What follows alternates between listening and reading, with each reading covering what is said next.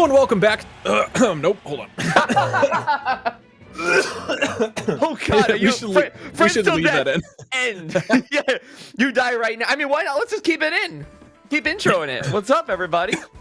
As long as you're okay. I mean, yeah, at your own pace. No, no, we gotta start over. All right, sure? we'll leave the cough and then it'll cut to this. Okay, game is starting. Wait, really? Yeah, here we go. Wait, oh shit. Okay, hey, welcome to the Friends Till Death. Welcome back to the Friends Till Death show. This is a show where we're gonna play video games and answer life's burning questions. But if we die in the video game, the episode will immediately end. Today, Failboat is going to be playing some Smash Bros. Ultimate Online as Steve. He's actually really good at Smash Bros. So it'll be interesting to see how long this takes. A death in this particular episode means losing a game. So he has to lose 3 stocks, and that is a death. Until then, we're going to be answering life's most burning and passionate questions. The first question for both of us, we'll start with you, Failboat. What is your biggest fear? My biggest fear is a little bit of a specific one. But the biggest fear I have is of how to put it, like hydraulic presses, but like big. The idea of I am going to be crushed by something huge, massive, and unavoidable, and there is nothing I can do about it. It's just like an inevitable wait until a grim demise. Maybe that's a little bit too daring of an answer for the very beginning here, but like. That is absolutely my greatest fear. And also Donkey Kong's back air. I'm not a big fan. Ooh. Yeah, what's your greatest fear, Doug? Well, real quick, have you seen a long time ago that Pokemon commercial, like when we were kids, where Yes! the Pokemon all got put into a garbage compactor and got Yeah! crushed into a Game Boy, and it was terrifying? It was absolutely Ooh, good hit. terrifying. I hated it. TNT. This is awesome. Steve is awesome.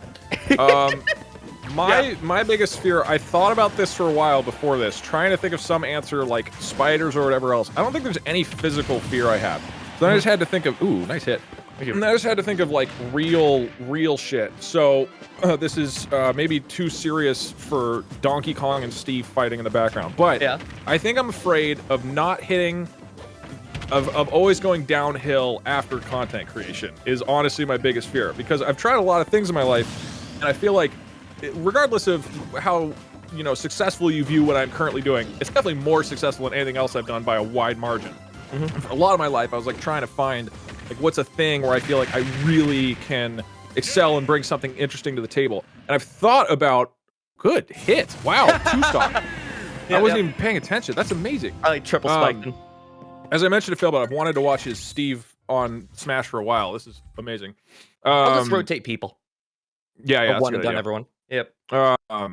But I think, like, the idea, I've thought about what I want to do after content creation. I thought, like, oh, maybe try to get into, like, game development or run a studio or something. I'm like, all those things, I think I would do well, but, like, I have a hard time seeing having the kind of just brain synergy that I think I have with my current stuff. Again, not saying I'm, like, brilliant or whatever right now, but it feels better than other stuff I've done. And the idea that if I was trying to switch out of this particular role, which I'll do at some point, like, I don't know, like, the thought that it would just, the rest of life would be downhill, that sounds very, like, morbid. So that's honestly my biggest fear. It probably won't happen. This isn't something I, like, sit around that terrifies me. But if I were to think about, like, what are, like, realistic things that kind of, like, freak me out conceptually, I think that would be the answer. YouTube is really fun. I very much I relate to the idea of, like, man, if this came down, that sucks. Like, YouTube is just so, like, I don't know. It's just so genuinely fun. Nothing like it. Yeah. I mean, I love it. I know obviously a lot of people hate it, and we're biased, I guess, because we work for them. Well, we work for a giant robot algorithm that we don't understand and is terrifying. That's my biggest fear, is the YouTube algorithm, because he is my boss, and I show up every month and go, hey, Mr. YouTube, I worked really hard this month. Can I have some money? And they're like, you know what? I'm going to give you 1/10 of the amount of money I gave you last month. And I'm like, why, Mr. YouTube? But he doesn't answer because he's a robot. That's also my biggest fear. Which I guess is related to my first fear of what happens next. All right, well, that was a good, terrifying conversation. Second question. We'll do this one. This is for both of us. What makes a game ideal for content in your eyes? So I love the stuff that I can be like heavily contrast with. So Nintendo games are typically written off as very family-friendly things.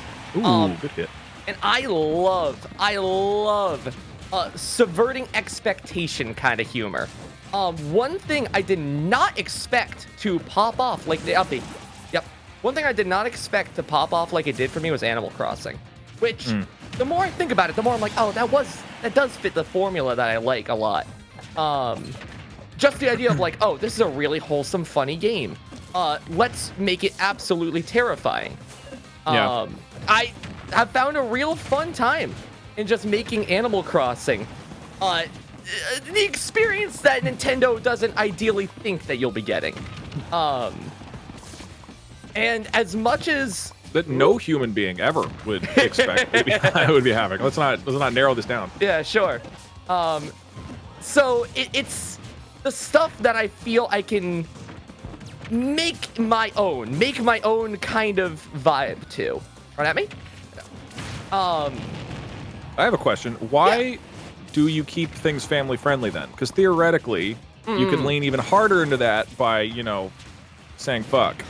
It actually kind of comes from the very beginning.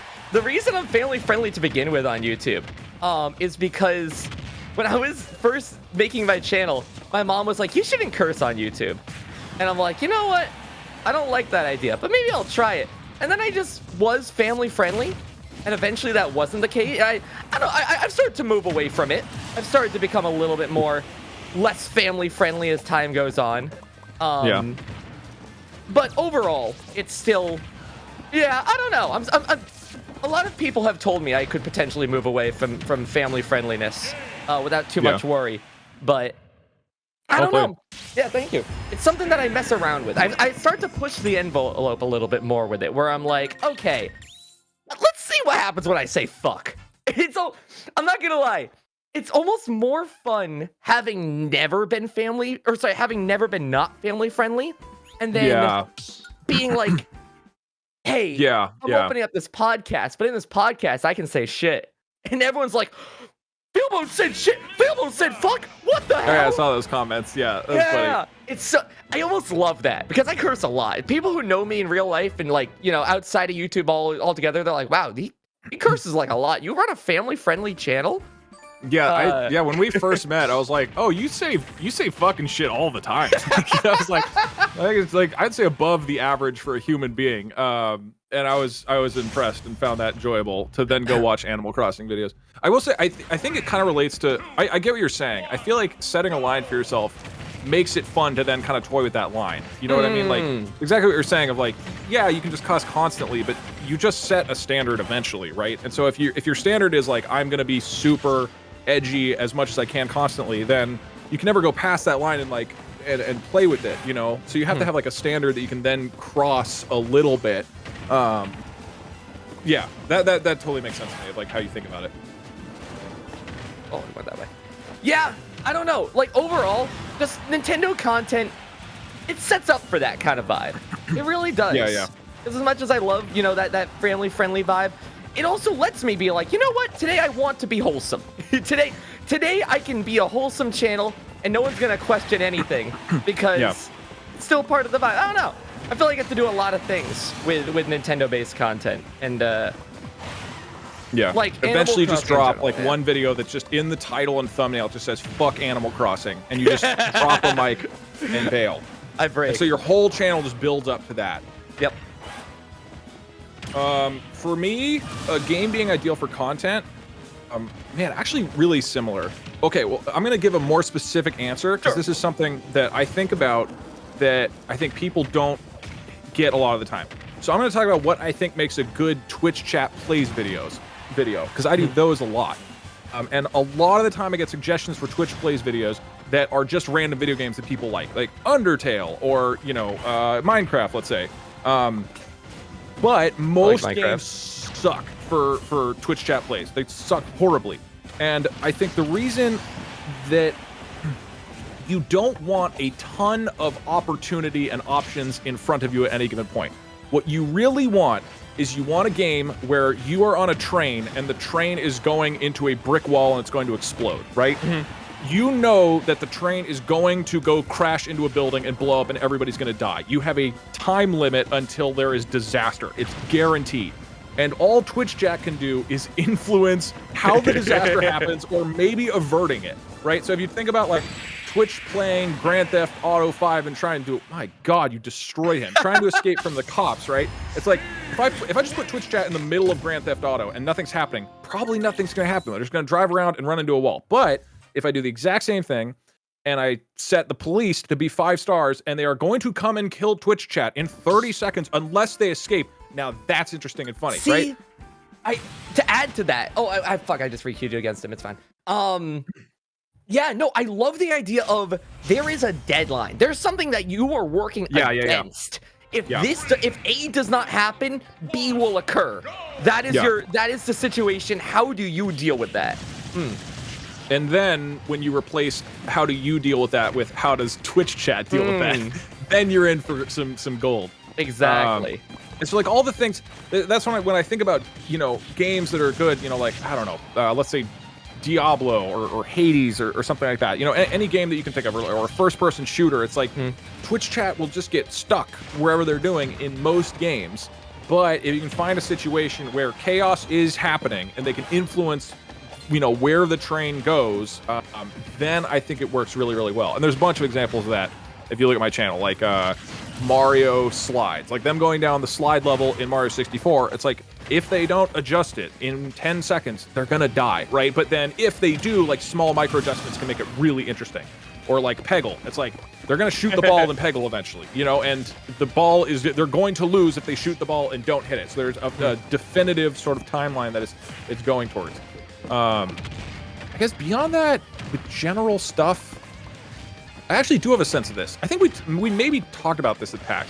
More generally, I think with content is actually very, very similar to what you said, which is I want a game where the game is trying to do things normally. Like it's trying, it like has its vision of how its world works and the rules of that world. For example, Skyrim. Everybody in Skyrim has like a plot where they're supposed to walk around and a home where they're supposed to live and the actions that they're trying to do. And no matter what happens in the world, they're going to try to be like a normal, you know, human or cat being and live that life, right? Yeah. And so the expectation of the world and the rules and the systems are, this is how the world operates. So then if I come in and I introduce a new rule, like a dragon is going to appear every 10 seconds, then it's really funny to see how the world still tries to work and still tries to go about its daily life while this is happening, or while I'm running around and spawning cheese, or in GTA 5, you know, like while Twitch chat is controlling the mods and everything is going crazy, but I'm trying to do like a normal everyday activity. I think that is really, really fun. And so, and I've talked about, that's a reason why I don't like Minecraft very much, at least for content.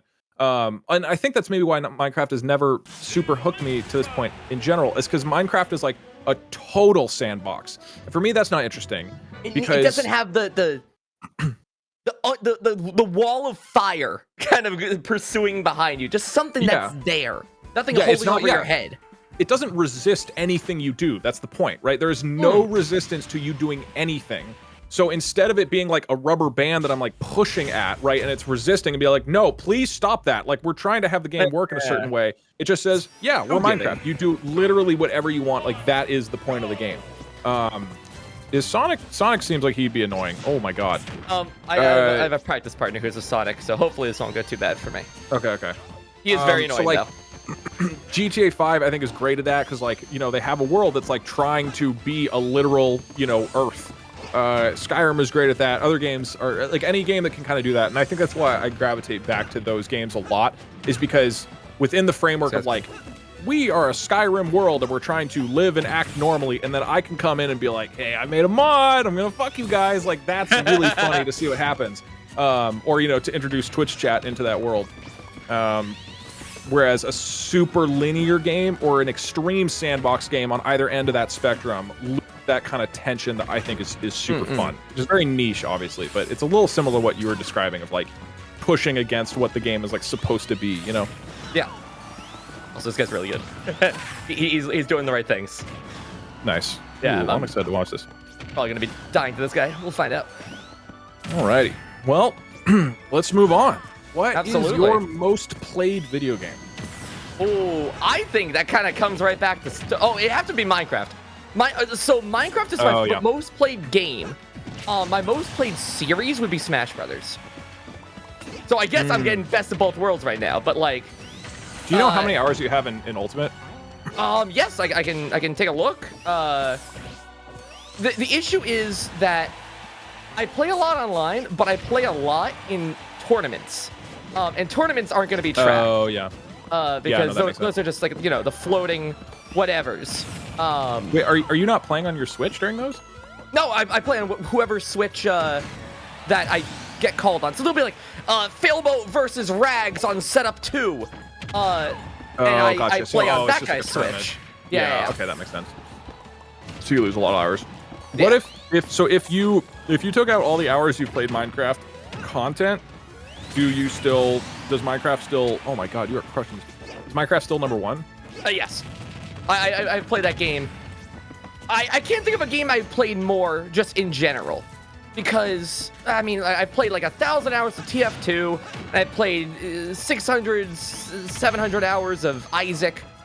Like, past that, what else is there? I mean, there's like, what, Pokemon? But have I played any one Pokemon game for longer than I've played the singular game of Minecraft? Yeah, that's true. I don't know. Hard to say. That's why I say, like, it's like a series question. Have I played the series of Pokemon for a lot? Yeah, I played a lot of fucking Pokemon.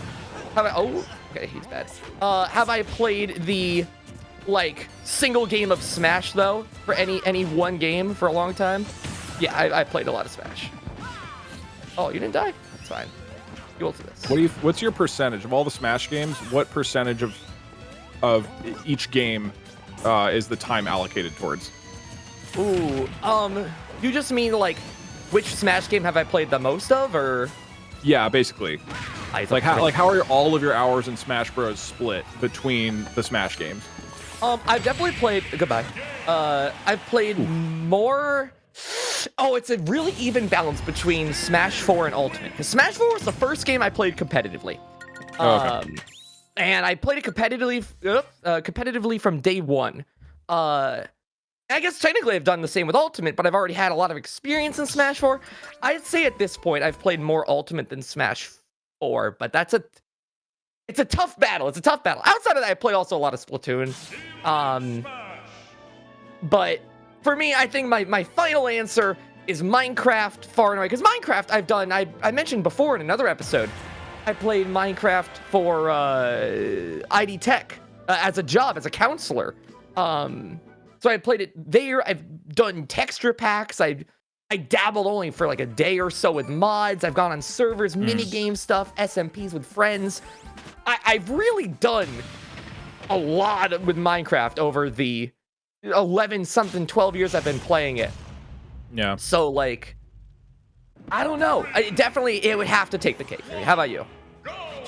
Man, I wish, whenever I hear people like you just now talk about Minecraft, I wish it had hooked me at some point. Or, you know, maybe I'm just, you know, I just like missed the timing window or something. Because I remember when literally the first version came out, but there wasn't survival mode or anything. Yeah. Like, but Minecraft seems fun.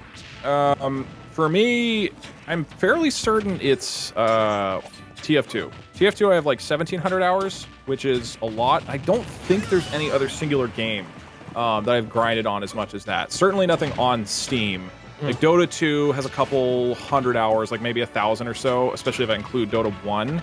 But that was split because Dota 1 was on a different account, obviously, because it was a mod at that point. Then Dota 2, I played on 2 different accounts for a while. I think those combined to like 400 or 500. The only one that might beat it, I'm not positive, is World of Warcraft, because I played the crap out of that when I was in middle school, then early high school. So there was like a year where I was just like no-lifing it. But it's not like, I don't know, I read about the people who've played, you know, like leveled 9 characters, oh my god, to 60 or whatever. I got forward smash though, just in case. Yeah, and I only ever leveled like 2 characters to max, and really only like, wow, good. Yeah, only played a ton for 1 year basically, and then ever since that point I like revisited WoW every year or two for a little bit, but never like in some gigantic, nice hit, never in some like gigantic sort of binge like I did back then. So I think it's TF2. I mean, no, we haven't mentioned it here, but you and I have talked about it. TF2 is definitely my favorite game. So even if that doesn't actually take total number of hours, like that is without question like my favorite game. Total. Oh my god, that was a close knee. Yeah, he almost got the sweet spot on that. Jeez. Oop, hello, but you don't have a jump anymore. Goodbye. Anyway, keep going. Oh, okay. I didn't know if I would have to get another question. Yeah, Okay. we're good. We're chilling. I will jump ahead to this one. What inside joke among your channel has become your favorite? It's a good one. I can't say if it's my favorite. No, I can probably say it's my favorite. I made a plush over it. Moom. Moom is I'll call it a joke for purposes of the conversation. One of my admins, named Raretron, while I was playing Mario Odyssey for the first time, when I picked up the first moon of the game, he just made a typo but left it because he thought it was funny and said moom in my chat, MOOM. And I was like, oh, that's so funny, let's call it mooms. And all of a sudden it went from haha, let's call it mooms to like, oh, every single time someone said moom, all of a sudden everyone said moom. And it didn't matter the context, it didn't matter what. If moom was said, that was the funniest thing for chat. And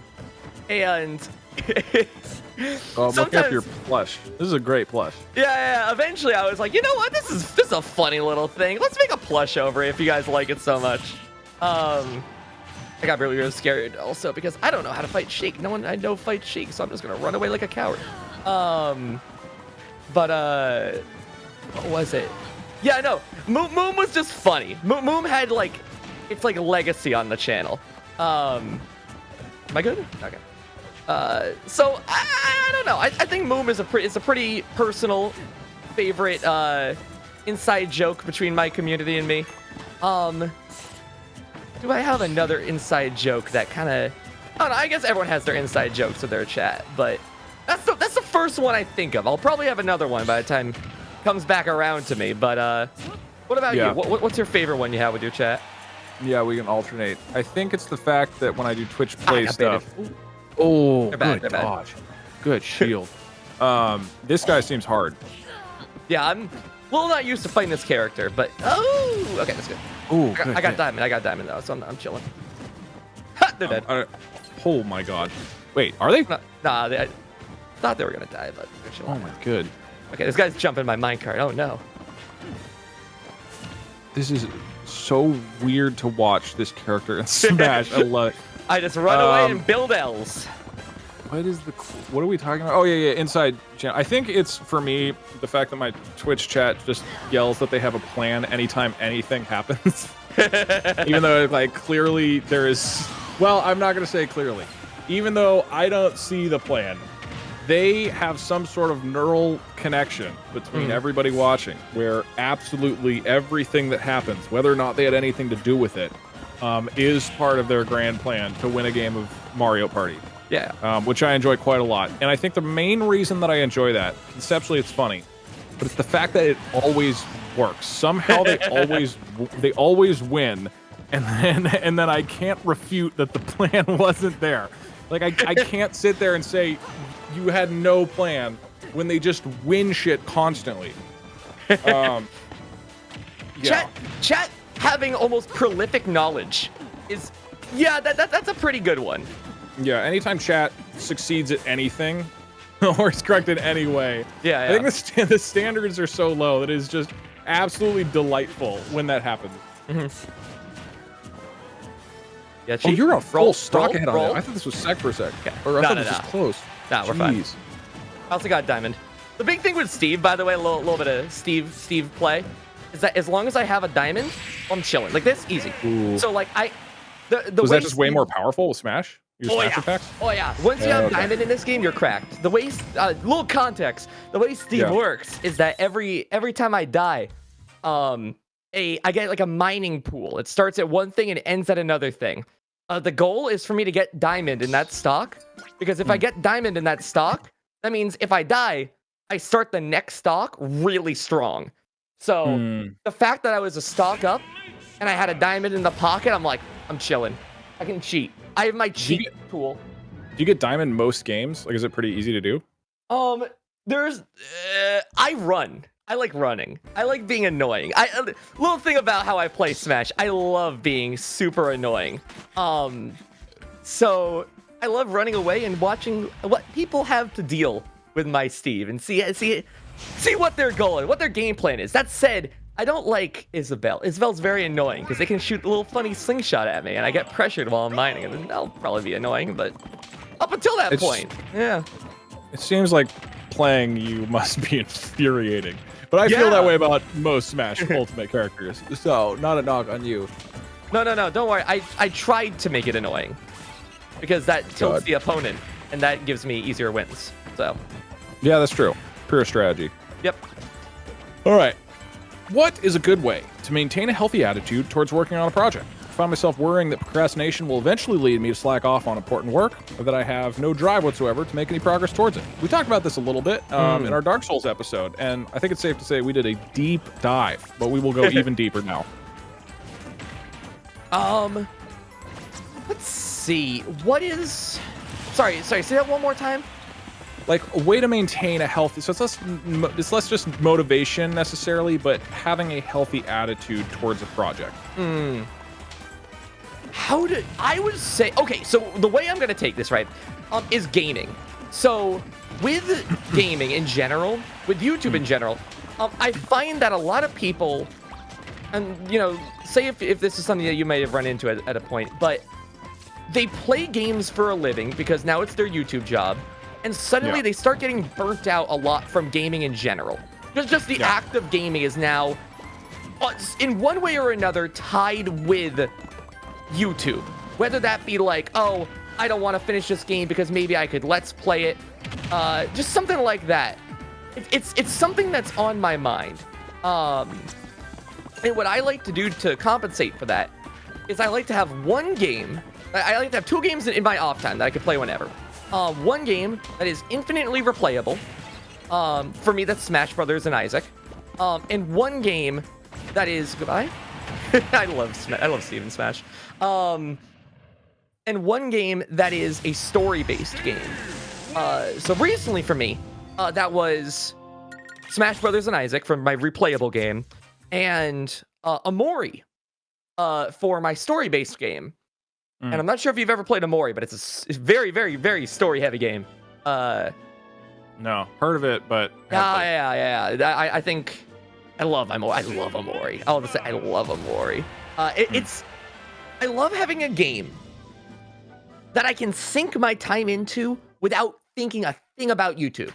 It's a game that I know people on YouTube maybe would like to see me play, but Amori is a game that I know if I made content on, the viewership would be minimal.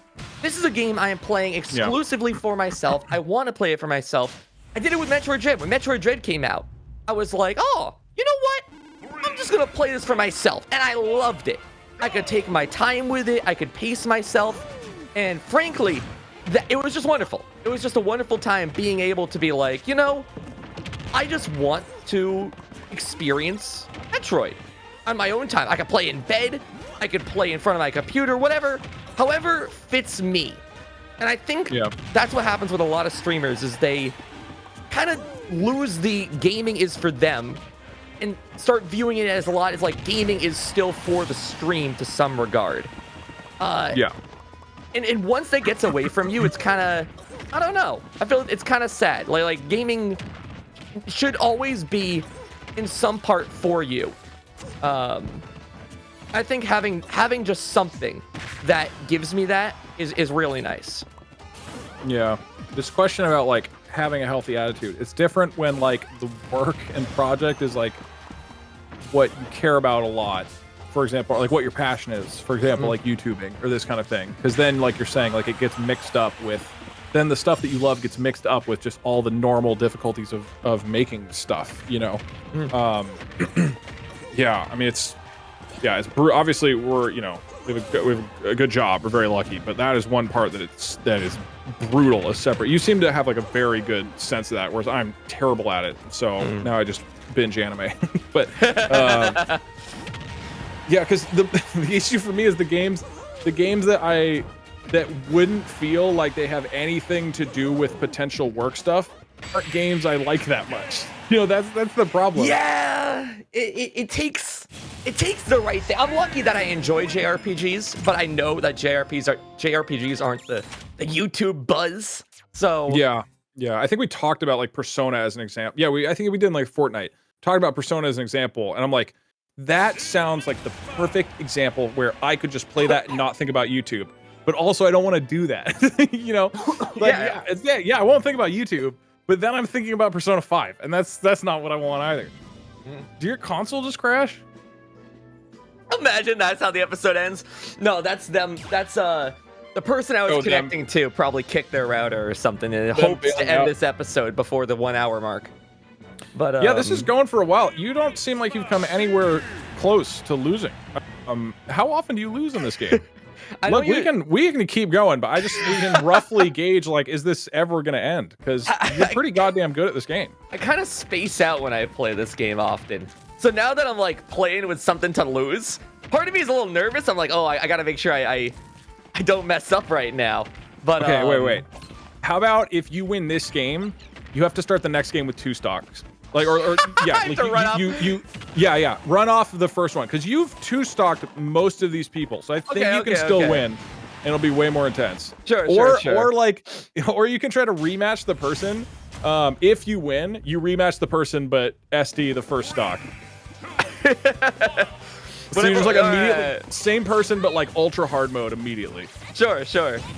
We'll see how we do it. All right, I can. So this nest doesn't mess me up here. Yeah, that's true. Healthy attitude towards working on a project. We talked about this a little bit in the Dark Souls thing. I'll list off some of the things that I think are helpful for me in terms of like staying motivated on stuff. I talked a little bit about having a list and having clarity about like what you're trying to do. And I think a lot of the issues with procrastination, I think, can come from not being really defined on like what specifically you want to do. Whether that's, you know, your own personal creative thing, which I would assume is what you're asking about, rather than asking about like doing your homework. But a few other thoughts, like one is setting up your daily schedule in a way that like maximizes the chances you would actually be productive. Because as an example, okay, if you do your laundry and you do one piece of laundry at a time, and then you have to do your entire load of laundry one piece at a time, that's going to take you like all day, because there's a certain amount of time that it takes to to like set up the laundry machine, go down in there, set it up, like then move into the dryer, like once it's out, you go down there, you pull it out, right? So there's like a setup time and like a tear down time at the end to just like getting something going. And I think especially with like social media and just all the things we have on our phone, which I'm certainly guilty of, you know, all the time, like all of us are, I think. It's way too easy to have our focus just be broken up constantly. But if you think about the laundry analogy, like the way to do your laundry with any degree of efficiency is to do it all at once, right? You don't like wash your dishes in the dishwasher one at a time, because you would waste a huge amount of time just like constantly going to and from the dishwasher instead of doing it once. And so under that kind of philosophy, this was like a big help for me in 2018 when I started doing my Doug stuff. I like started breaking my day into like 3-hour blocks where I would work on stuff and not have any interruptions. And so, for example, you know, at that time when I was trying to do YouTube stuff, I'd like wake up and they'd be like a 3-hour. Okay, you 2-stocked him. I think you have to rematch and you drop one. Okay. So what I would do is I'd wake up and then like do a 3-hour work block, and like I could not interrupt it for anything. Like I, you know, had this like dead set rule. This is like the most important thing I would never ever break. Okay, he left. I think you drop a life on this next one. Sure. I think we ramp it up, and then if you win those 10 games, you have to start with 1 stock. And then if you survive, if you get to that point, then it's like the greatest episode we will ever do. Who am I fighting it? Oh, I don't like this matchup. Okay, that'll be fine. Sure. Dude, you have destroyed everybody. This is gonna be great. I'm so excited. Okay. Does he do the same? That's the real question. Okay, no, he's fighting. He's gotta be really okay. He thinks you're not playing, so he's gotta be really confused right now. Be like, no, we are playing. It's just a 2v3. I love Smash. We're good. Here we go. Yeah, we're playing Smash. We're playing Smash. Go ahead. Okay. This is where we find who's good and who's not. Also, what if I just... Okay, just kill him right now. He must be confused right now. He's like, oh wait, this guy is very good and is playing hard. So like breaking things into a block like that, it was like, okay, I'm gonna work for 3 hours. It cannot be interrupted at all. Is shockingly like 10 times more effective for getting things done than doing like 10 30-minute blocks or however you want to do it. Like the math it's just insane how different it is when you aren't broken up. And when I was like in college and stuff, like or even just, you know, working at like office jobs, I was always so bad. And sometimes you can't help it. There's like meetings and, you know, appointments or school or whatever where your schedule's broken up. But just like trying to find a big of time where you can like protect it and allow yourself to metaphorically go to the laundry machine and do a giant batch. It is insane how much more you can get done when you do that. It was nuts. Like I was a lot of days I was only like working 6 hours, but I would do these 2-3 hour blocks and got so much more done during those 2 blocks than when I would be working like 8 or 9 or 10 hours a day, but just constantly distracting myself with stuff or breaking it up. No, you're right. Like having things grouped up like that is a very smart. Oh, it's a very smart thing. I agree with what you're saying. Whoop! Almost died. Yeah, it's crazy. It's so unintuitive. Like you would think that 3 hours like as a block wouldn't be that big of a difference from 3 hours broken up a bit, but it is like. I don't know, at least for me, it's like almost, especially if you're doing anything creative, it's like almost worthless to like dive in and out of something and constantly do context switching mentally, you know? Whereas like, are you playing Plup? It's not Plup, is it? No, it's Palp. Close. Oh, okay. Well, I just meant like maybe it's Plup with a different name or something. And Plup does play Samus, although I guess it's the melee. Now we're good. That's the win. As the win. Even SDing and B. I guess technically it was still a 2v2. They're good too. This guy's good. So like I was a little scared. But, yeah. No, that would have been. It would have been the most even, I think, by far. All right, next one. You got to drop a life at the beginning. Yep, absolutely. Dude, you can't lose. This is great. I'm actually really enjoying this. Watching Steve do well in Smash is amazing. Dude, this YouTube premiere gonna be banging. People are gonna be like, "Wow, they're uploading 40-minute videos." Yeah. Can we even do this on stream? This will just be the whole stream will just become this. Maybe we just let this go for hours and then we'll premiere this on stream and we're just streaming the video for 3 straight hours. I had one more thought on the motivation thing, which I found really helpful. Again. Second time I fight this guy. Oh, nice. Yeah. This guy you like 3-stock though, right? I think. Oh wait, hold on. Sorry. Wait, no. Relax, buddy. An SD. Okay. Let me see what they do. That looked more like an accident. So I think he's gonna still fight. Good. Okay, nice. He's gone.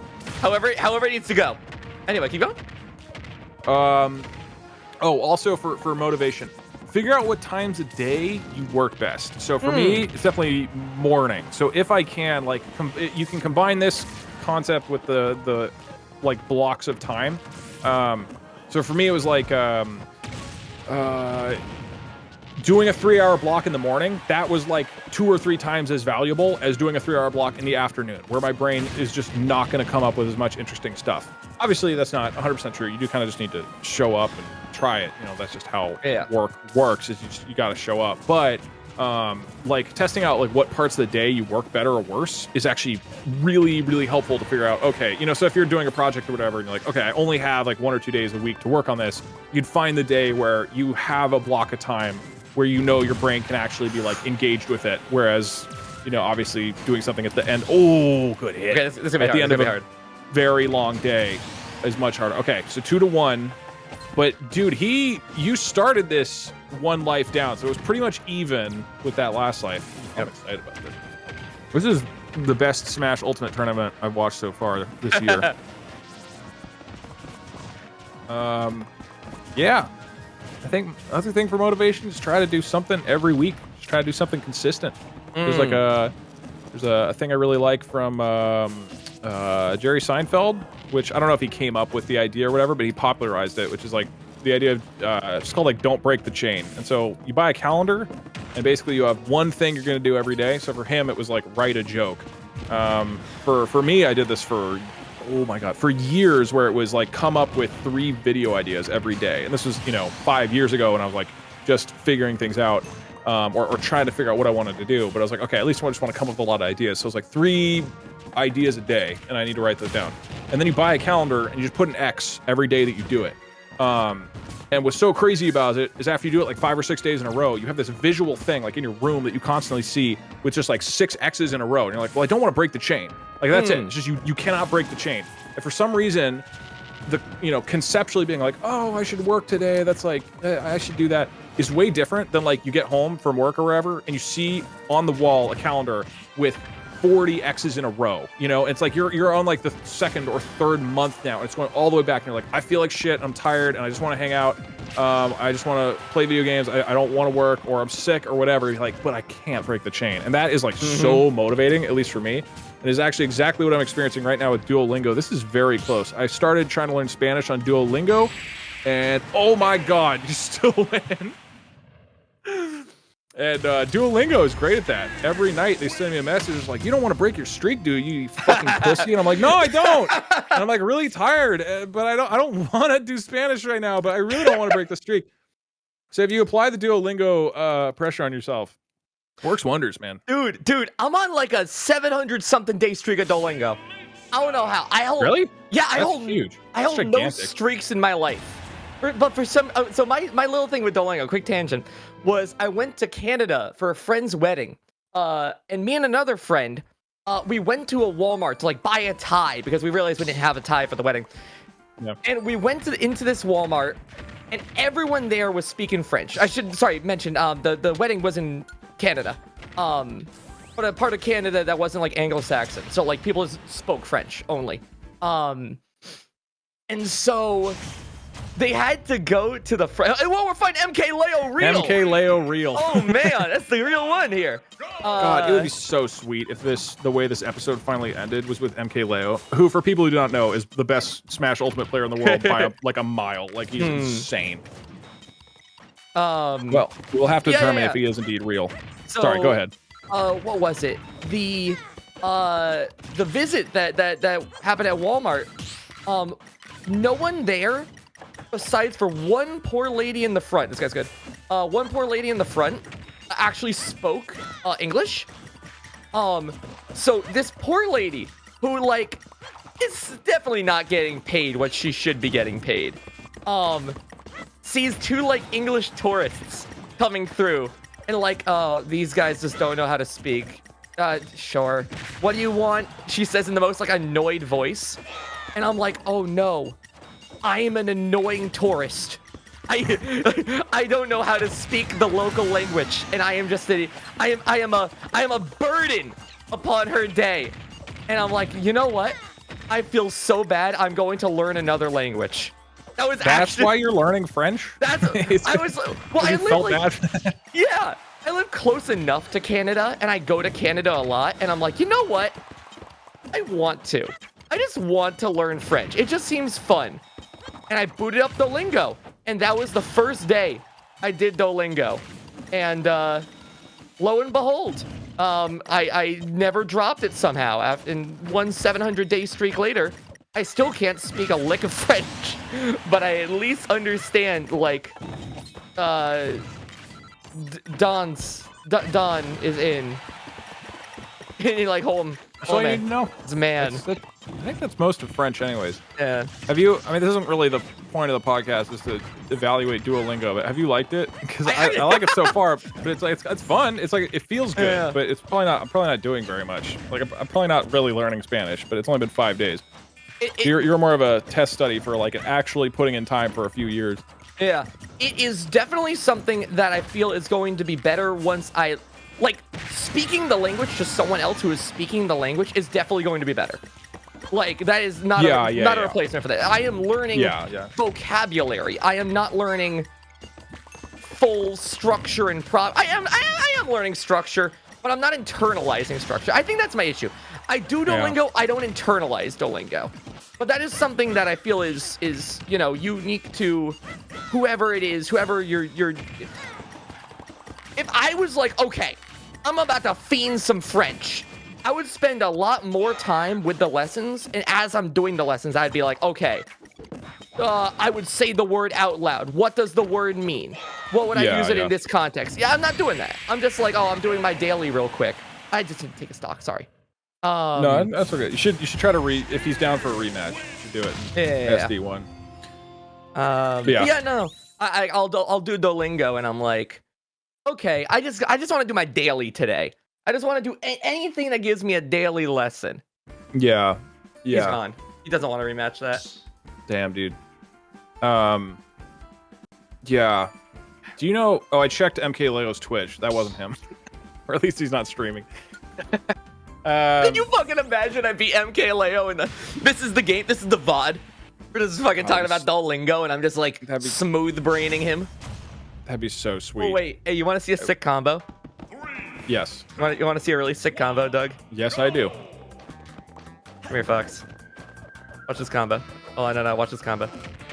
I have to hit him first. Oh, a little bit of lag. Hold on. Yeah, no, that's Let me just like Nintendo Online right there. Okay. Come here, buddy. No, come here. Oh, he shielded that one. Come here, buddy. It looks like you were playing Smash Bros. For the first time in your life. Come here, buddy. Come here. Come on. You can do it. Hop on in. Steve has a funny sword. Come on. Here we go. Hey. Wait, does it end ever? We can just do that the whole stage? I broke my sword. Fox is such a fast faller that he cannot get out of Steve jabbing. And I can just really do that funny. across the stage. This character is ridiculous. I love Such Steve. A goofy character. Bonk. Seems like really fun to play competitive. He's also like has a ridiculous amount of skill ceiling too. Yeah. I mean, I'm sure this could go even higher. I assume there's a Steve better. Like, how many? Do you know how you rank in Steves in the country? Is there like a Steve only ranking? There are. I don't have enough like national rankings. Oh, I'm sorry, I didn't run off the stage. I'll just die here. Okay. I don't have like enough like global rankings, or I haven't played enough at like nationals to like. Oh yeah, to know how you stack against them. Yeah. Yeah. Because I know like my scene. You're just dead. Okay, buddy. Like I know my scene, and I'm like second best in Vermont, but like outside of that though, I don't know. Yeah. Unless you went to actually went to those tournaments. Hey Fox. Anyway, you like this combo? Here's that one more time.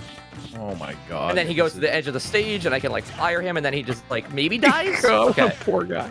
So if he held in, he would just die. So. Yeah. Fox is a fun matchup. I just like that combo. This is nuts. I want to try and hit him with something funny. There's something. I'm gonna fish for something. Let me just go for this. Go run in, Fox. Oh, you literally meant fish. Yeah. I guess I'll do. Oh my. Bonk. Oh no. Lived? Well, he's coming back. Run It in. is technically a tie game, although you've just been dicking around half the time. A little bit. That's okay. Run into this? All right. Run into this? Having fun.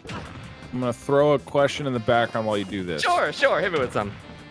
What was the first game that really changed your life, redefined your values as a person? Ooh, first game that really redefined my values. Oh my god, Yeah, that's that's a big one. I guess it's changed your life or redefined your values, but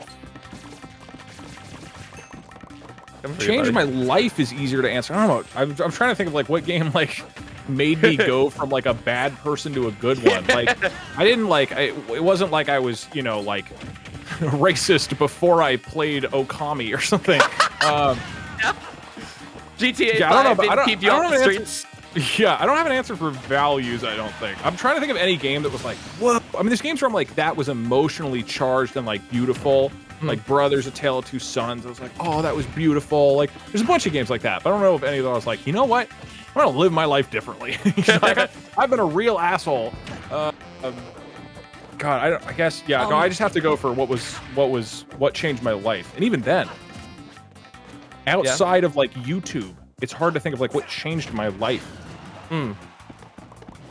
I guess actually, I'll jump in. I think an obvious one is just like when video games. I mean, I guess this is just all video games. like everything changed in my household when my brother got a Game Boy. My parents didn't want us to have video games, didn't really understand them, but he convinced them to get a Game Boy. This is when we're, you know, kids or whatever. And like, and there was a distinct like before that point, and I remember, you know, I had said in school like I want to be a writer when I grow up.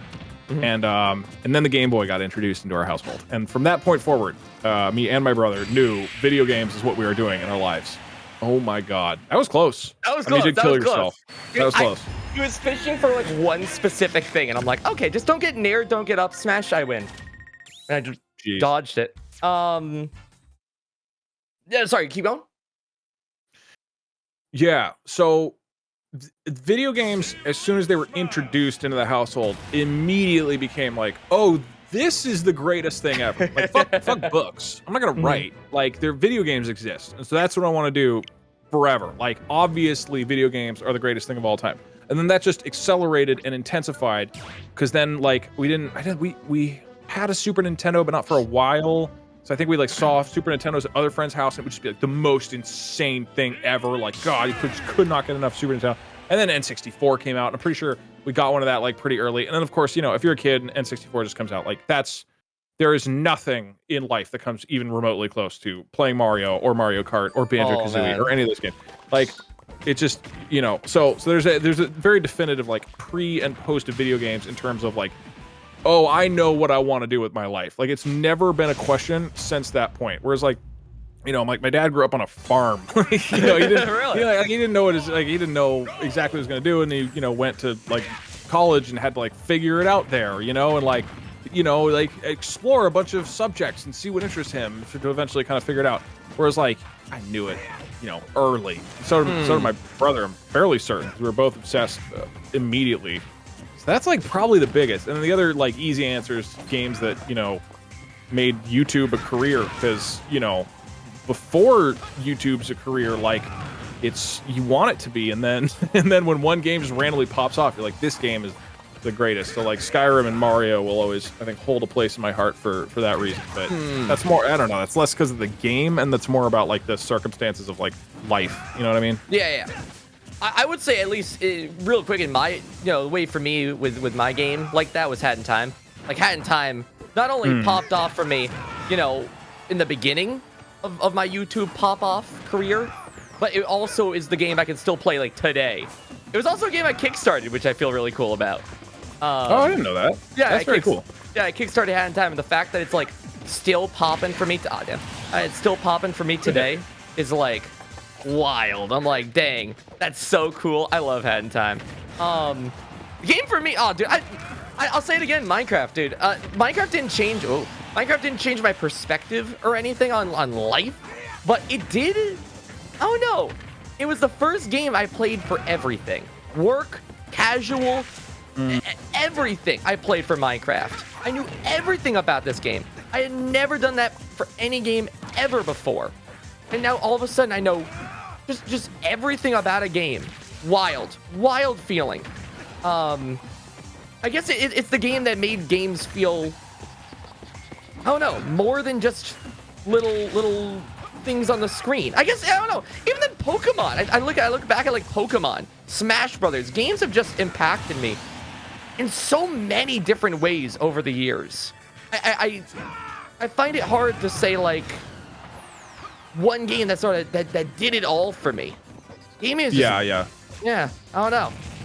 Yeah, I doubt there will ever be you know, something like that. Oh my God, this is close. This guy might finally end. He wants to go to sleep. He's tired. He's been in this YouTube premiere for an hour. He's ready. I mean, I don't know. You still have a decent lead. Okay, this is the closest we've gotten. While you talk about this, I will give another real answer, or a deep answer to this question that I just remembered. One of the reasons, and I remember this now, that one of the reasons that TF2 for me like transcends beyond every other game, because to me it's not like a question of like, oh, what's your favorite game? World of Warcraft's close, but TF2 is just, it transcends above that, and it represents so many, like, I've played it during so many different periods in my life, you know. I think one of the, like, there's a specific moment that I do. Yeah. Oh, sorry, okay. There's a specific moment that comes to mind when I think about, is that it? That's it, right? Yeah. Oh my God. You can't lose. You can't lose this game. To be I fair, you like didn't SD Smash there, but like, Brothers. Oh, I didn't SD. You're right. at what? Okay. We're 50. How long have we been playing? I think it's like 55 minutes or something like that. 55 minutes. Yeah, close to 55 Okay, you know what? You know what? You know what? Better than I think if we SDing, hit, you pick my if character. we hit, oh, okay, that's good. I was gonna say if we hit an hour, you have to start with one stock. You pick my character. Go for Yeah. it. I'm trying to remember who's like the worst character. Isn't you know what? Kirby. I want to see you play with Kirby. Oh boy, I haven't played Kirby in a minute. Sure, All sure. right, that's good. Oh, my Kirby's an elite. Oh, I'm dead. I'm dead. That's game. No, dude, you're good. Just use the power of your diamond pickaxe. Oh, imagine I fight a Steve. Yeah, that would actually that'd be really good. I You'd just probably get be back great at one. it, right? Yeah. If I can Kirby. Oh yeah. So there's this moment with TF2. So like I played TF2 when it came out in high school, and I just loved it. And then I got all my friends into it, and that was even more fun. Teabag of high. Let's go. Nice. Yeah. And then there was like this night, I think it was in high school or maybe when I was back for college or something. But already TF2 was like a game I just absolutely adored, connected with me on so many levels, and I just it was just amazing. Okay, so pretty much starting with SD. This could be it. This could be a sub-hour episode. Oh, I done minecart. Damn, this guy seems pretty good. Strange feeling. So, and there was a night that my dad like went missing, and so he basically he left work, and then it had been like 2 hours, and nobody knew where he was, and we just like he was supposed to have come right home, and my mom like started freaking out because like it was literally she knew he left work, confirmed it from coworkers, and then just did not come home. So it got to the point like an hour went on, and then 2 hours, and it was starting to get like really creepy of like, oh shit, like something very, very possible. This was very unlike my dad. He's always had, normally has his phone on him, but his phone wasn't answering. We're like, he might have like driven off a ditch or something, and might might really be in rough shape.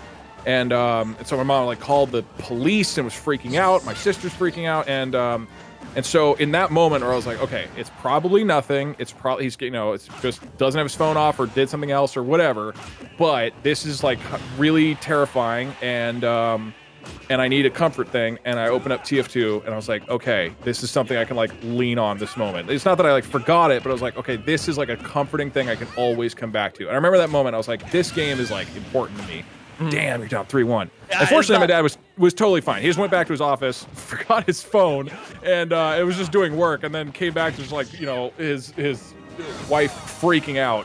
And so it was just a total mistake. So fortunate there. But for like a few hours, I was like, man, this is a really, really scary moment, and like this game is like so meaningful to me that it can like be there, and that like really stuck out to me as like, oh, this is more than just a game for me. It's like a serious like source of comfort just with what it can offer in my life. This guy is kicking your ass, dude. Yeah, it's a little bit.